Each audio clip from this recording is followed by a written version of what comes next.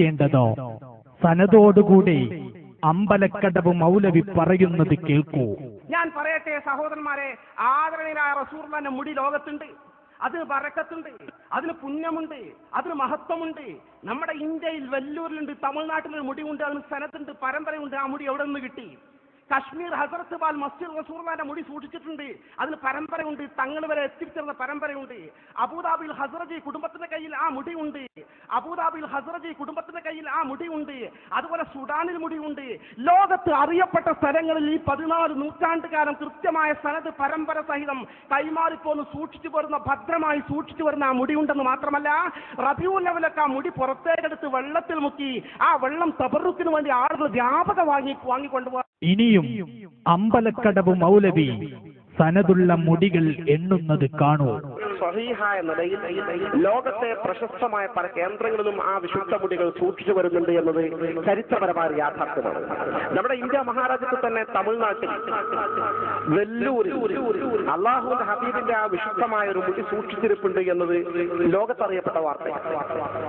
വളരെ ഭദ്രമായി ശക്തമായ ബന്ദോബസ്തോടുകൂടി സൂക്ഷിക്കപ്പെട്ട ആ മുടി വർഷത്തിൽ ഒരു തവണ റബീഉൽ അവ്വൽ 12 ഹബീബായ റസൂലുള്ളാഹി സ്വല്ലല്ലാഹു അലൈഹി വസല്ലം ജനിച്ച ആ ദിവസം മാത്രം പോലീസ് ബന്ദോബസ്തോടുകൂടി പുറത്തെടുത്ത് പുറത്തുള്ളൊരു വലിയ ചെമ്പിൽ ആ മുടിയൊന്ന് മുക്കി അതങ്ങനെ തന്നെ കൊണ്ടുപോയി സൂക്ഷിച്ചു വെക്കുന്ന ഈ മുടിയിട്ട വെള്ളം ജനങ്ങൾ ബറക്കത്തിന് കൊണ്ടുപോകുന്ന സംവിധാനം അറിയപ്പെട്ടതാണ്. കേരളത്തിൽ നിന്ന് പോലും ആ വെള്ളം സ്വീകരിക്കാൻ വേണ്ടി ആളുകൾ റബീഉൽ അവ്വൽ 12 വെല്ലൂരിൽ പോകാറുണ്ട്. ഇന്ത്യയിലെ കശ്മീരിൽ ഹസ്റത്ത് ബാൽ മസ്ജിദ് റസൂലുള്ളാഹിന്റെ തിരുമുടി സൂക്ഷിച്ച ആ വിശുദ്ധമായ പള്ളി അറിയപ്പെട്ടതാണ്, അനുശേഷമായ പരമാർത്ഥമാണ്. സുഡാനിൽ ഈ മുടി ആധികാരികമായി സൂക്ഷിക്കപ്പെട്ടിരിക്കുന്നുവെന്ന് രേഖകളിൽ കാണുന്നു. അതുപോലെ അബുദാബിയിൽ ഷെയ്ഖ് ഹസ്റജി ഉണ്ട്. അബുദാബിയുടെ മുൻ മതകാര്യ വകുപ്പ് മന്ത്രി, യുഎയുടെ മന്ത്രി. അദ്ദേഹം ഹസ്റജി കുടുംബമാണ്, അൻസാരികളായ സ്വഹാബി പരമ്പരയിൽപ്പെട്ട മഹാനാണ്. അദ്ദേഹത്തിന്റെ വീട്ടിൽ അവരുടെ ഫാമിലി ഭദ്രമായ ഒരു മുടി സൂക്ഷിച്ചു വെച്ചിട്ടുണ്ട്. അത് എല്ലാ റബീഉൽ അവ്വൽ 12-നും റമദാൻ 27-ാം രാവിന്റെ അന്നും പ്രത്യേകം പുറത്തെടുക്കാറുണ്ട് എന്ന് അവിടെയുള്ള രേഖകൾ ചൂണ്ടിക്കാണിക്കുന്നു. അബുദാബിയുടെ മുൻ മതകാര്യ വകുപ്പ് മന്ത്രി, യുഎയുടെ മന്ത്രി, അദ്ദേഹം ഹസ്റജി കുടുംബമാണ്, അൻസാരികളായ സ്വഹാബി പരമ്പരയിൽപ്പെട്ട മഹാനാണ്. അദ്ദേഹത്തിന്റെ വീട്ടിൽ അവരുടെ ഫാമിലി ഭദ്രമായ ഒരു മുടി സൂക്ഷിച്ചു വെച്ചിട്ടുണ്ട്. അത് എല്ലാ റബീഉൽ അവ്വൽ 12-നും റമദാൻ 27-ാം രാവിന്റെ അന്നും പ്രത്യേകം പുറത്തെടുക്കാറുണ്ട് എന്ന് അവിടെയുള്ള രേഖകൾ ചൂണ്ടിക്കാണിക്കുന്നു. ഇങ്ങനെ വേൾഡിൽ അറിയപ്പെട്ട സ്ഥലങ്ങളിൽ വളരെ പാവനമായി, വളരെ ആധികാരികമായി പ്രബലമായ കുടുംബങ്ങളോ ഔദ്യോഗിക തലത്തിൽ ഗവൺമെന്റ് സംവിധാനത്തോടെയോ അത് സൂക്ഷിച്ചു വരുന്നു എന്ന യാഥാർത്ഥ്യം നമ്മൾ നിഷേധിക്കുന്നില്ല. അത് വല്ലാത്ത പുണ്യവും. അഹമ്മദ് ഹസ്റജി മരിച്ചു പോയിട്ടില്ല, പേരോട് മരിച്ചു പോയിട്ടില്ല, നമ്മളും മരിച്ചു പോയിട്ടില്ല. അബുദാബി നിലനിൽക്കുന്നത് അവിടെ സമാധാന യുദ്ധമല്ല. അബുദാബിക്ക് ടിക്കറ്റും കിട്ടും. എയർ ഇന്ത്യന്റെ ഫ്ലൈറ്റ് ഒരുപാട് ഫ്ലൈറ്റ് വേറെ എയർലൈൻസിന്റെ ഫ്ലൈറ്റ് പറക്കുന്നുണ്ട്. വിസയും പെട്ടെന്ന് കിട്ടും. പേരോടിന് വിസ ഫ്രീ, ടിക്കറ്റ് ഫ്രീ. ഈ വിഷയം അന്വേഷിക്കാൻ വേണ്ടി അബുദാബി അഹമ്മദ് ഹസ്റജിലേക്ക് മിതമായ മധ്യസ്ഥന്മാരെ കൂട്ടിക്കൊണ്ട് പോകാൻ തയ്യാറാണെങ്കിൽ എല്ലാ ചെലവും വഹിക്കാൻ ഞങ്ങൾ തയ്യാറാണ്. റെഡി പോകുന്ന ദിവസം എനിക്ക് ഒഴിവുള്ള ദിവസം ടെലിഫോൺ ചെയ്തോ, വാങ്ങിക്കോ, ഞാൻ റെഡി. 5 പൈസ തരണ്ട. ഇനി വേണമെങ്കിൽ വരുന്ന 25-ാം തീയതി ഞാൻ അബുദാബിയിൽ ഉണ്ടാവും. വന്നോ? റെഡി. അടുത്ത് അങ്ങനത്തതൊന്നും വേണ്ട മോനെ. ഇനി മധ്യസ്ഥനാവേണ്ട അഹമ്മദ് ഹസ്റജിക്ക് നല്ല പരിചയമുള്ള ആളാണ് ബഹുമാനപ്പെട്ട സയ്യിദ് മുഹമ്മദ് അലി ശിഹാബ് തങ്ങൾ. അദ്ദേഹം ബാപ്പാന്റെ കൂടെ വന്ന് പാണക്കാട് താമസിച്ചതാണ്. കുഞ്ഞാലിക്കുട്ടി സാഹിബിന് അദ്ദേഹത്തിന് അറിയാം, പാണക്കാട് തങ്ങന്മാരറിയാം. മർക്കസിൽ വന്നിട്ട് പിറ്റേന്ന് രാവിലെ ഉസ്താദിന്റെ മകൻ ഹക്കീം അസ്ഹരിയുടെ കൂടെ ഉസ്താദിന്റെ വണ്ടിയിൽ മർക്കസിൽ നിന്ന് പാണക്കാട് പോയിട്ട് മുനവ്വർ ശിഹാബ് തങ്ങളെയും മറ്റൊക്കെ കണ്ടതാണ്. അതുകൊണ്ട് മധ്യസ്ഥനായിട്ട് ബഹുമാനപ്പെട്ട മുനവ്വർ ശിഹാബ് തങ്ങളെയും കുഞ്ഞാലിക്കുട്ടിയെയും നിങ്ങൾക്ക് പറ്റുമെങ്കിൽ ഞാൻ റെഡിയാണ്. എനിക്ക് അവർ രണ്ടാളും പറ്റും.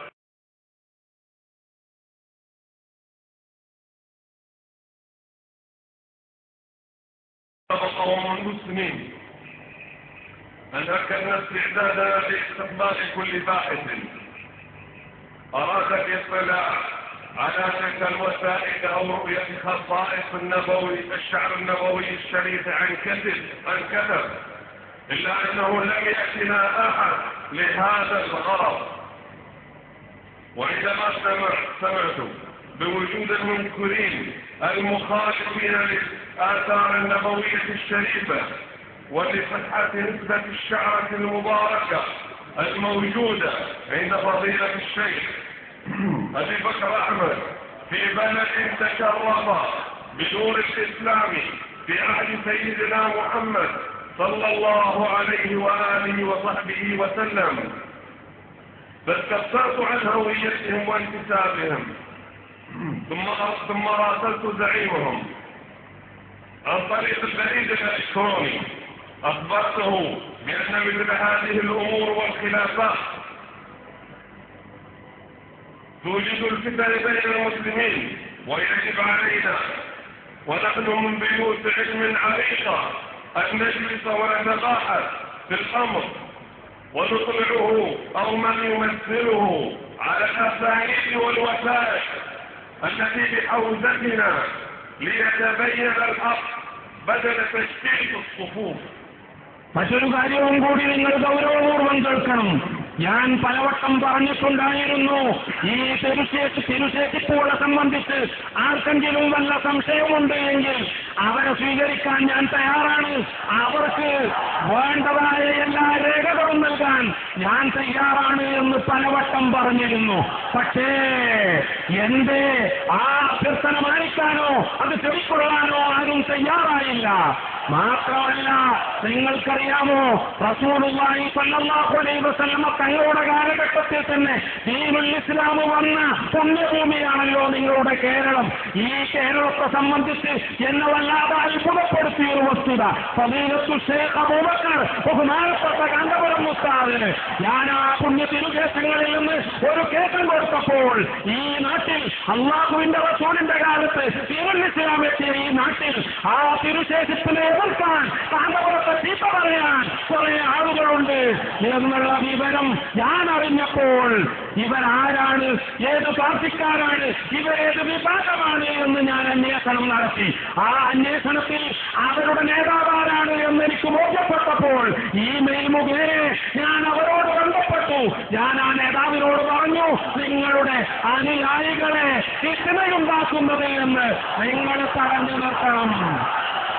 ആ നേതാവിനോട് വ്യക്തമായി ഞാൻ പറഞ്ഞു, അനുയായികൾ കുഴപ്പമുണ്ടാക്കാതിരിക്കാൻ അവരെ നിങ്ങൾ തടഞ്ഞു നിർത്തണം.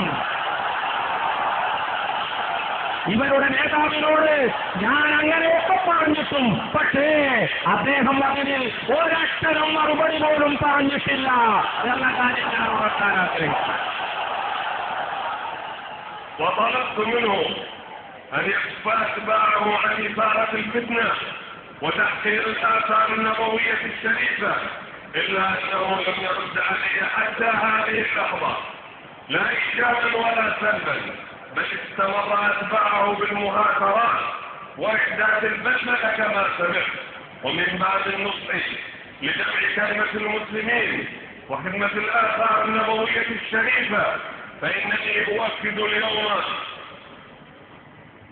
تلك الرغبة، وأن بيتنا في أبو ظبي مفتوحا لاستقبال كل راغب للتبرك بالآثار النبوية الشريفة أو الاطلاع على القصائد، والتي هي عندي أهم وأبلغ من الأسانيد، وكذلك الاطلاع على الأسانيد والوثائق لأهل العلم والباحثين.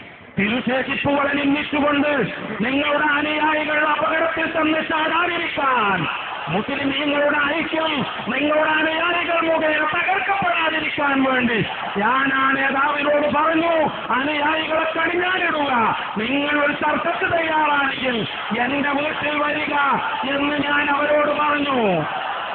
ഞാനിപ്പോഴും ഊന്നി പറയാൻ ആഗ്രഹിക്കുകയാണ്, അബുദാബി എന്നത് ഈ ഭൂലോകത്ത് തന്നെയല്ലേ? അവിടെ വരെ നിങ്ങളൊന്ന് വരാൻ തയ്യാറാവുക.